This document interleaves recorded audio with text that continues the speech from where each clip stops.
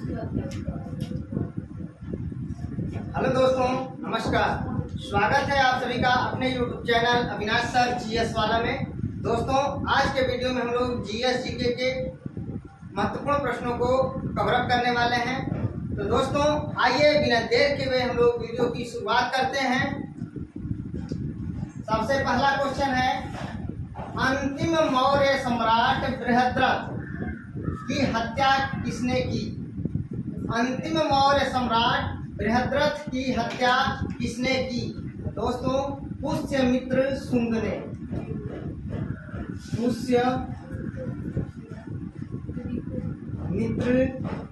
शुंग ने किया था, याद रखिएगा। एक तो अंतिम मौर्य सम्राट बृहद्रथ की हत्या पुष्यमित्र शुंग ने किया। एक महाराजाधिराज की पदवी धारण करने वाला पहला गुप्त सम्राट कौन था? तो चंद्रगुप्त प्रथम। चंद्रगुप्त प्रथम, याद रखिएगा। और परम भागवत की उपाधि धारण करने वाला पहला गुप्त सम्राट जो है समुद्रगुप्त था। तो महाराजाधिराज की पदवी धारण करने वाला पहला गुप्त सम्राट चंद्रगुप्त प्रथम और परम भागवत की उपाधि धारण करने वाला पहला गुप्त सम्राट समुद्रगुप्त था, जिसे भारत का नेपोलियन कहा गया। अगला क्वेश्चन, मौर्य साम्राज्य के शासकों का सही क्रम आपको बताना है। तो दोस्तों, सबसे पहले चंद्रगुप्त मौर्य। चंद्रगुप्त मौर्य, उसके बाद बिंदुसार।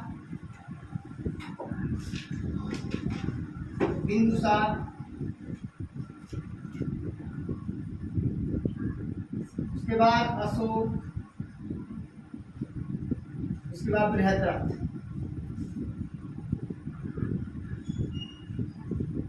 यही सही क्रम है। चंद्रगुप्त मौर्य, बिंदुसार, अशोक और बृहद्रथ, ये मौर्य साम्राज्य के शासकों का सही क्रम है। अगला क्वेश्चन, बाणभट्ट ने किस राजा की जीवनी लिखी थी? दोस्तों, बाणभट्ट हर्षवर्धन की जीवनी लिखी थी। हर्षवर्धन। अगला क्वेश्चन है, परम भट्टारक की उपाधि किसने धारण की थी? तो हर्षवर्धन ने धारण की थी।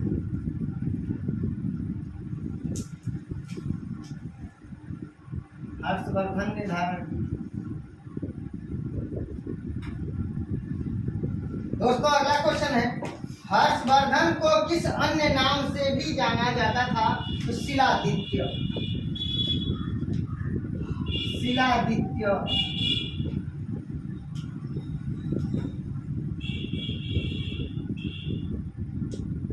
क्वेश्चन पूछा जाए शिलादित्य किसका उपनाम है? तो हर्षवर्धन का।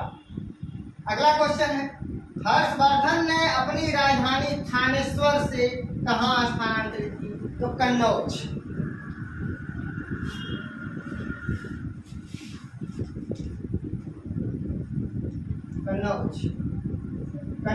इत्र नगरी। तो दोस्तों, बाणभट्ट ने किस राजा की जीवनी लिखी? हर्षवर्धन की। परम भट्टारक की उपाधि किसने धारण की थी? हर्षवर्धन। और हर्षवर्धन को किस अन्य नाम से भी जाना जाता था? शिलादित्य। हर्षवर्धन ने अपनी राजधानी थानेश्वर से कहाँ स्थानांतरित की थी? तो कन्नौज। अगला क्वेश्चन दोस्तों, तेलुगुकृत अमुक्तमाल्यद के लेखक कौन थे? दोस्तों, तेलुगुकृत मतलब तेलुगु भाषा में अमुक्तमाल्यद पुस्तक के लेखक कौन है? तो कृष्णदेवराय केडियार। कृष्णदेवराय,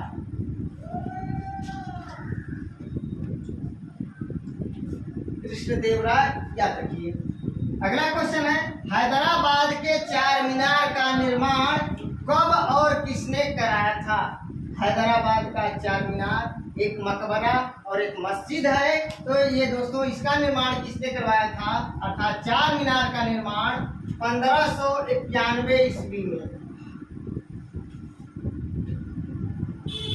मोहम्मद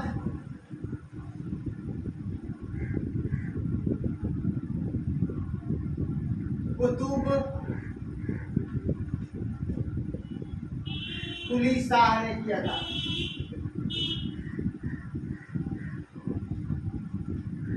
तो याद रखिएगा, हैदराबाद के चार मीनार का निर्माण 1591 ईस्वी में मोहम्मद कुतुब कुली शाह ने किया था।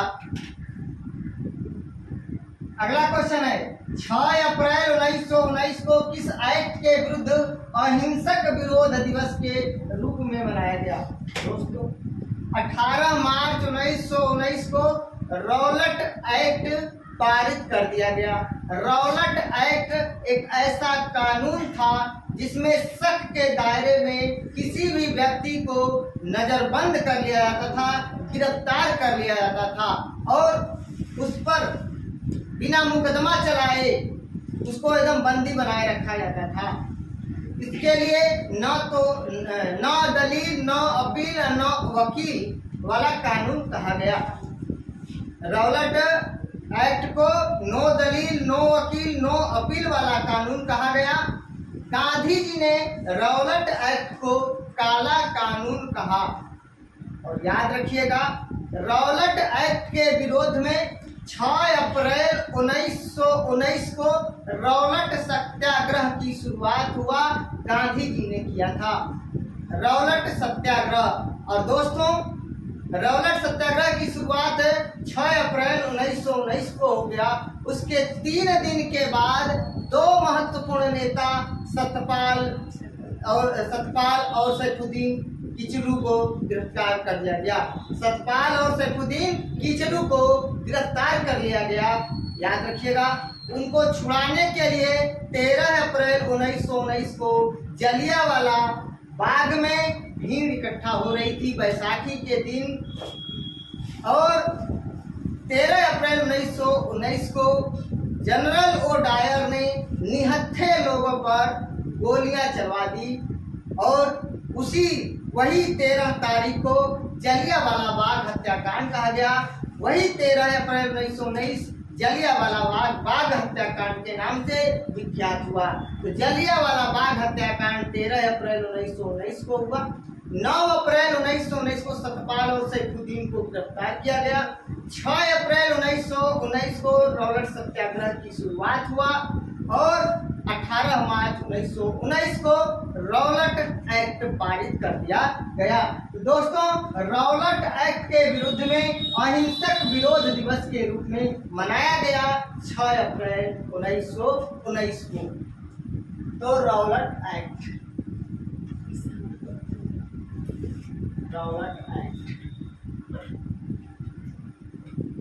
दोस्तों, अगला क्वेश्चन है, आर्य समाज की स्थापना के समय भारत का वायसराय कौन था? दोस्तों, 1875 में स्वामी दयानंद सरस्वती ने आर्य समाज की स्थापना बंबई में किया।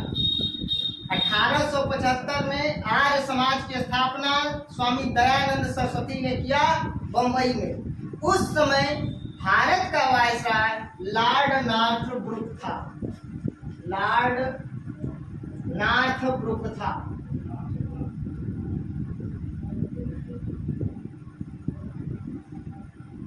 लॉर्ड नॉर्थब्रुक उस समय वायसराय था। याद रखिएगा, वेदों की ओर लौटो का नारा स्वामी दयानंद सरस्वती ने दिया था और दयानंद सरस्वती के बचपन का नाम मूल शंकर था। आगे, भारतीय संविधान में द्विसदनीय प्रणाली किस देश से लिया गया है? दोस्तों, भारत में संसदीय प्रणाली का प्रावधान है और संसदीय प्रणाली यूके से, यूनाइटेड किंगडम से लिया गया है, ब्रिटेन से लिया गया है।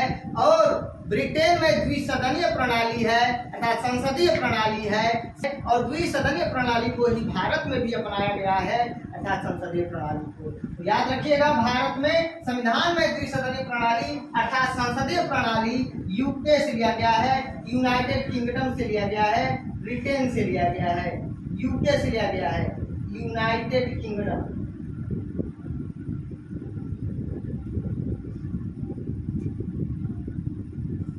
भारत में संसदीय प्रणाली अपनाया गया है और ब्रिटेन में भी संसदीय प्रणाली है और संसदीय प्रणाली में ही आपका द्विसदनीय प्रणाली आएगा। तो ये ब्रिटेन से लिया गया है। अगला क्वेश्चन, किस संविधान संशोधन के द्वारा संपत्ति के अधिकार को कानूनी अधिकार की मान्यता प्रदान किया गया? 44वें संविधान संशोधन 1978 के द्वारा। 44वें संविधान संशोधन के द्वारा 1978 में, उस समय केंद्र में मोरारजी देसाई की सरकार थी, जनता पार्टी की सरकार थी और मोरारजी देसाई उस समय हमारे देश के प्रधानमंत्री थे, याद रखिएगा। और दोस्तों उस समय राष्ट्रपति नीलम संजीवा रेड्डी थे। अगला क्वेश्चन है, वित्तीय आपात अनुच्छेद 360, संविधान संशोधन अनुच्छेद 362। तो वित्तीय आपात 360 हमारे देश में आज तक कभी वित्तीय आपात नहीं लागू किया गया है, नहीं घोषित किया गया है। संविधान संशोधन का उल्लेख अनुच्छेद 362 में किया गया है। सहकारी समितियों का गठन, सहकारी समितियों का गठन अनुच्छेद 43B में है। सहकारी समितियों का गठन अनुच्छेद 43B में है और मूल कर्तव्य अनुच्छेद 51A में है। तो दोस्तों वित्तीय आपातकाल अनुच्छेद 360, संविधान संशोधन अनुच्छेद 362, सहकारी समितियों का गठन अनुच्छेद 43B और मूल कर्तव्य अनुच्छेद 51A। अब दोस्तों आगे बढ़ते हैं। राष्ट्रीय उपभोक्ता दिवस कब मनाया गया है? दोस्तों 24 दिसंबर को मनाया जाता है। 24 दिसंबर को कई बार पेपर में आया है, एमटीएस में और जीडी में। आगे बढ़ते हैं। अंतरराष्ट्रीय पर्वत दिवस या अंतरराष्ट्रीय पर्वतीय दिवस कब मनाया जाता है? 11 दिसंबर को, ये भी पेपर में आया है। अगला क्वेश्चन, विश्व जनसंख्या दिवस कब मनाया जाता है? 11 जुलाई को।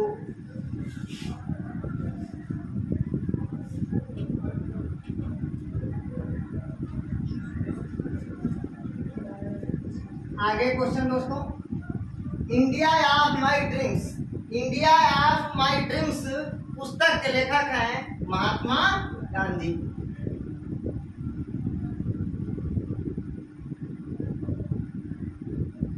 महात्मा Gandhi India of my dreams पुस्तक के लेखक हैं। डिस्कवरी ऑफ इंडिया, भारत की खोज, पंडित जवाहरलाल नेहरू ने लिखा है। India wins freedom, doctor Maulana Abul Kalam Azad. India wins freedom, Maulana Abul Kalam Azad. और इंडिया डिवाइडेड के लेखक हैं डॉक्टर राजेंद्र प्रसाद।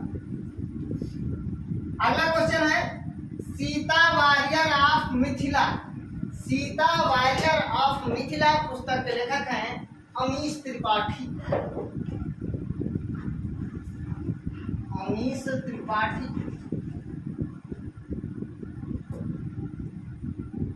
दोस्तों कुणबी लोक नृत्य, कुणबी को कुणबी भी कहा जाता है, याद रखिएगा, कुणबी, कुणबी, कुणबी को कुणबी भी लिखा जाता है। और ये लोक नृत्य गोवा में मनाया जाता है, गोवा में। गोडसे लोक नृत्य, गोडसे लोक नृत्य, गोडसे लोक नृत्य नागालैंड। मोडसे, मोडसे, मोडसे लोक नृत्य नागालैंड।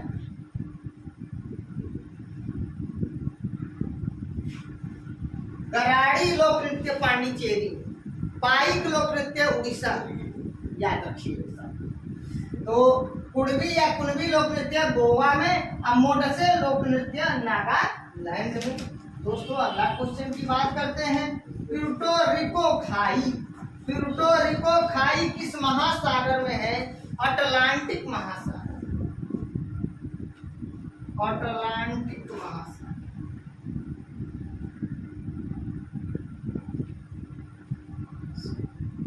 प्यूर्टो रिको खाई अटलांटिक महासागर में है। रबी की फसल, रबी की फसलों की बुआई या रबी फसलों की बुआई कब किया जाता है, तो मैंने इसका ट्रिक बताया है। रख जा अजुमा, र से रवि, ख से खरीफ, जा से जायद। अजुमा, अ से अक्टूबर नवंबर, जू से जून जुलाई, मा से मार्च अप्रैल फरवरी मार्च कर सकते हैं। तो रख जा अजुमा में आपका रबी का फसल आएगा अक्टूबर नवंबर।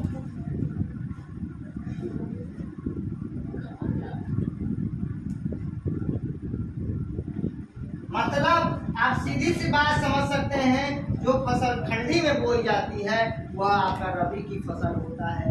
गेहूं, चना, मटर, ठीक है, ये सब रबी की फसल आ जाएगा। चाय और कॉफी किस मिट्टी में उगाई जाती है, तो सबको पता होगा, लैटेराइट मिट्टी।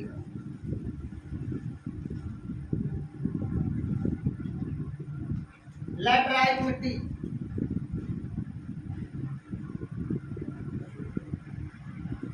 अगला क्वेश्चन है, वन्य जीव संरक्षण अधिनियम कब लागू किया गया था? दोस्तों, वन्य जीव संरक्षण अधिनियम 1972 में लागू किया गया था। तो दोस्तों आइए एक बार मैं फटाफट आप लोगों को रिवाइज करा देता हूँ। अंतिम मौर्य सम्राट बृहद्रथ की हत्या किसने की? पुष्यमित्र शुंग ने किया। अगला क्वेश्चन है, महाराजाधिराज की पदवी धारण करने वाला पहला गुप्त सम्राट कौन था? तो चंद्रगुप्त प्रथम था। मौर्य साम्राज्य के शासकों का सही क्रम क्या है? चंद्रगुप्त मौर्य, बिंदुसार, अशोक और बृहद्रथ। बाणभट्ट ने किस राजा की जीवनी लिखी थी? हर्षवर्धन की। परम भट्टारक की उपाधि किसने धारण की थी? हर्षवर्धन ने। हर्षवर्धन को किस अन्य नाम से भी जाना जाता था? शिलादित्य के नाम से। हर्षवर्धन ने अपनी राजधानी थानेश्वर से कहाँ स्थानांतरित की? कन्नौज। हर्षवर्धन 3 पुस्तकें हैं, PNR, प्रियदर्शिका, नागानंद और रत्नावली। प्रियदर्शिका, नागानंद और रत्नावली, याद रखिएगा। PNR हर्षवर्धन की 3 पुस्तकें हैं, PNR मराठी के PNR यानी प्रियदर्शिका, नागानंद और रत्नावली। तेलुगु कृत अमुक्तमाल्यद के लेखक कृष्णदेवराय KDR। हैदराबाद के 4 मीनार का निर्माण कब और किसने कराया? 1591 ईस्वी में मोहम्मद कुतुब शाह ने। याद रखिएगा, कभी क्वेश्चन पूछे कि 4 मीनार क्या है, आप लोग कहोगे मकबरा और मस्जिद है। अगला क्वेश्चन है, 6 अप्रैल 1919 को किस एक्ट के विरुद्ध अहिंसक विरोध दिवस के रूप में मनाया गया? Robert act. आर्य समाज की स्थापना के समय भारत का वायसराय कौन था? लॉर्ड नॉर्थ ब्रुक ने। लॉर्ड नॉर्थ ब्रुक जो है उस समय वायसराय था। भारतीय संविधान में द्विसदनीय प्रणाली किस देश से ली गई है? तो यूनाइटेड किंगडम से यानी ब्रिटेन से। किस संविधान संशोधन के द्वारा संपत्ति के अधिकार को कानूनी अधिकार की मान्यता प्रदान किया गया? 44वें संविधान संशोधन के द्वारा 1978 में। 42वें संविधान संशोधन 1976 को लघु संविधान कहा गया है। याद रखिएगा, लघु संविधान किस संविधान संशोधन को कहा गया है? तो 42वें संविधान संशोधन को कहा गया है। अगला क्वेश्चन है, वित्तीय आपात का उल्लेख अनुच्छेद 360 में। संविधान संशोधन का उल्लेख अनुच्छेद 368 में। सहकारी समितियों का गठन अनुच्छेद 43 यानी 43B के अंतर्गत, 43B के अंतर्गत। मूल कर्तव्य अनुच्छेद 51A। राष्ट्रीय उपभोक्ता दिवस 24 दिसंबर। अंतरराष्ट्रीय पर्वत दिवस 11 दिसंबर। विश्व जनसंख्या दिवस 11 जुलाई। इंडिया ऑफ माई ड्रीम्स पुस्तक के लेखक महात्मा गांधी। सीता वारियर ऑफ मिथिला के लेखक हैं अमीश त्रिपाठी। पूर्वी अर्थात पूर्वी लोक नृत्य गोवा में। मोडसे लोक नृत्य नागालैंड में। प्यूर्टो खाई किस महासागर में स्थित है? अटलांटिक महासागर में। रबी फसलों की बुआई कब की जाती है? अक्टूबर नवंबर में। और चाय और काफी किस मिट्टी में उगाई जाती है? तो लैटराइट मिट्टी में। वन्य जीव संरक्षण अधिनियम कब लागू किया गया था?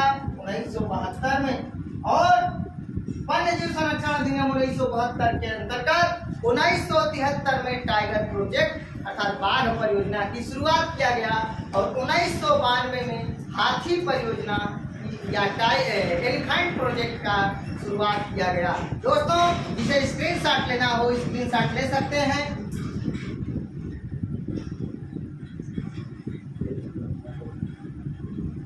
दोस्तों, अगर आप लोगों को मेरा वीडियो अच्छा लगे तो प्लीज दोस्तों लाइक कमेंट शेयर करके मुझे सूचित जरूर करना। दोस्तों, मिलते हैं नेक्स्ट वीडियो में, तब तक के लिए नमस्कार, धन्यवाद।